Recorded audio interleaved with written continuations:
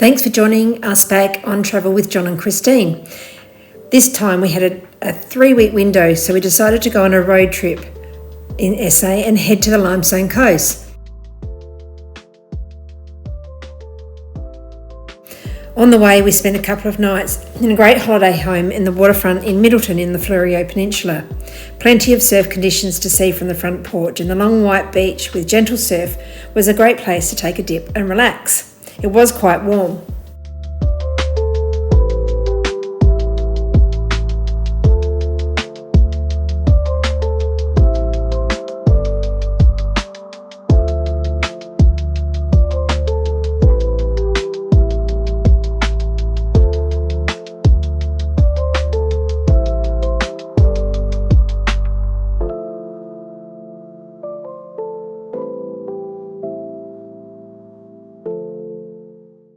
The next place we went to was Robe.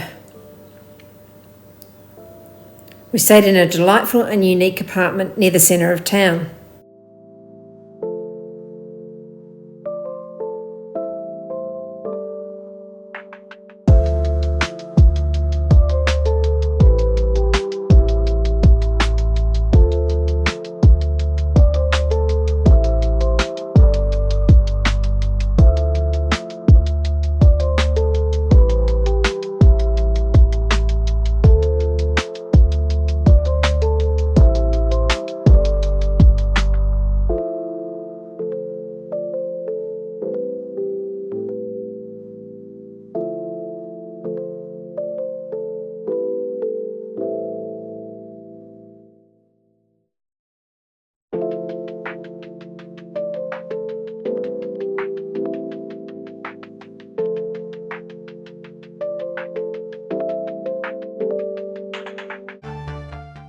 Robe is a really picturesque town in the southeast on the Limestone coast of South Australia. There's a fishing port, long sandy white beaches, cafes and galleries and walking trails.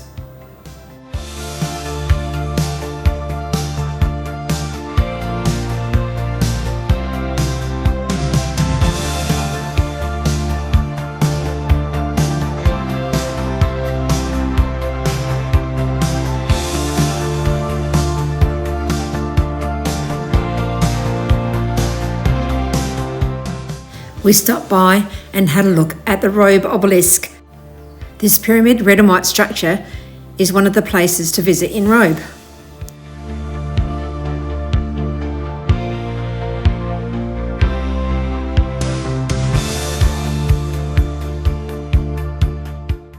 We had amazingly warm weather and spent a day discovering the beaches. We went to Long Beach, where cars are allowed to drive on the sand.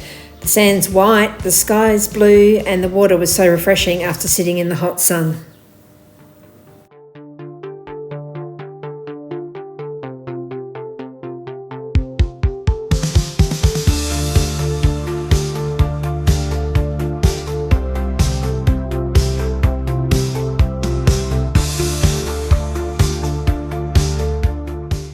Further east along the coast is Beachport, our next lovely town we stayed in. We had amazing accommodation in the old harbour master's residence right in the centre of town and on the foreshore near the jetty and the boat ramp.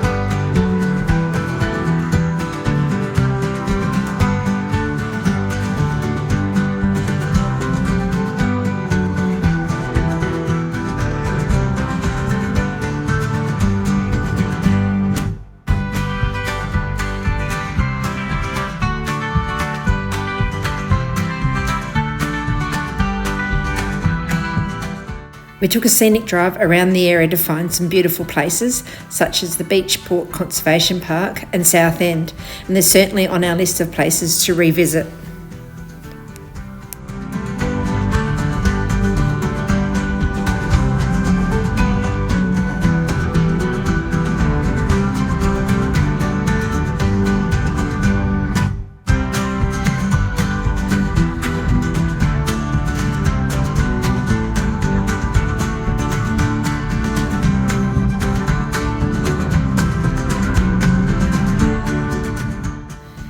When we took a walk down the Beachport jetty, we thought it was long. It's 722 metres, but originally it was 1,220 metres long.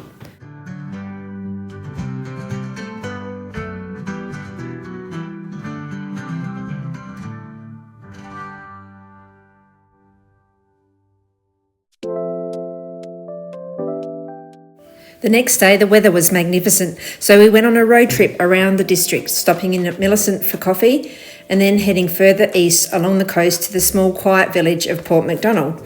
We drove out to the Cape Northumberland Lighthouse, the most southern point in South Australia. The Indian Ocean was sparkling and the sun was shining. This coastline is typically not this tranquil.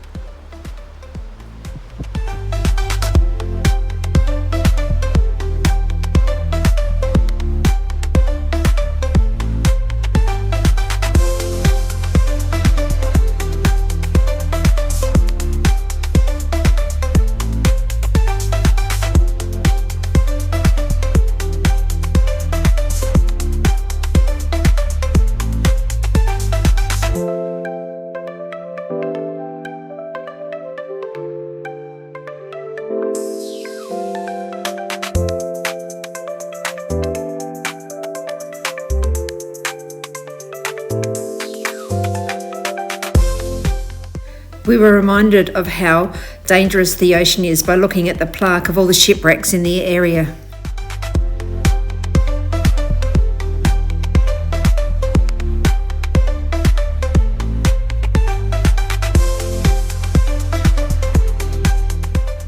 We kept driving east towards the South Australian-Victorian border and had to stop to see Brown Beach, a really long white sandy beach with surf rolling in. It was so lovely.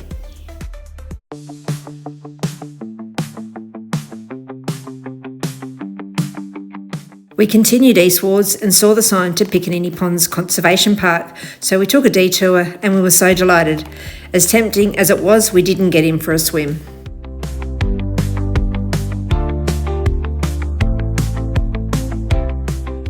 As we'd come this far, we popped over the border and into Nelson to have a look around, and then headed back inland back to base through Mount Gambier and past forestry plantations before our final night in Beachport. Heading inland for the next port of call was Penola, the heart of the wine region in the Coonawarra. Penola is a quaint little town which has a main street with lots of shops and cafes and is also the home of Australia's first saint, Mary MacKillop. Also visit Petticoat Lane, which is a real step back in time. It's a great idea to book a winery tour, which we did, and lucky for us, we were the only ones booked, so we had our own private tour for the day. It was really informative and our guide took us to some lovely places. They weren't all wineries.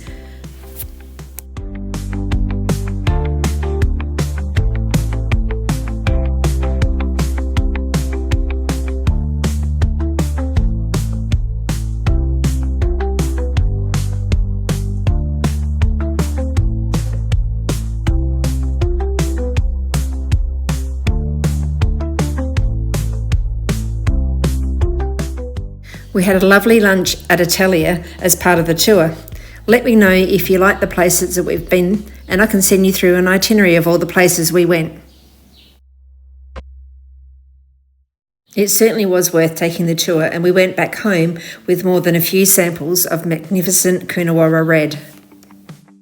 Then it was time to travel home. So this is the end of today's episode of the Limestone Coast and the Coonawarra. Thanks for joining us. Don't forget to subscribe to join us for more of our journeys, both near and far, and like and comment if you'd like to know something more about where we've been. It's been great having you along. Okay, bye.